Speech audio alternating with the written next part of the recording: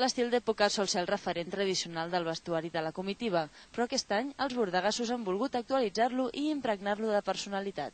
Han aconseguit un vestuari vistós mofant-se de la crisi. Pantalons, faixes i camises groc terrosses s'han convertit en volants de les faldilles i 1000 complements. Reciclem material. L'arribo costa molts diners per les entitats que els hi toca per fer-lo i que han de mirar molt el pressupost perquè s'han de fer moltes coses i que, per tant, penso que és una bona opció. Fins i tot en el que no es veu, però es cuiden els detalls per aconseguir una disfressa amb reminiscències clàssiques, vistositat, però també comoditat. És vestuari complicat.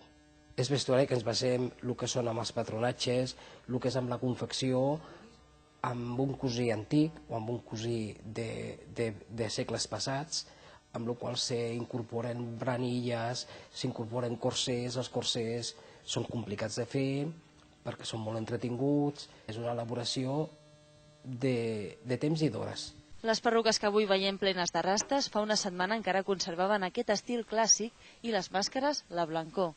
Fins l'últim dia hi ha detalls a afegir, però el secretisme és tant que fins i tot entre els mateixos components de la comitiva no ha estat fins avui que han sabut com anava la resta. En cadascú se li prenen les mides per separat, en cadascú se li fan les proves i en cadascú es parla. Ningú sap de què va a l'altra persona.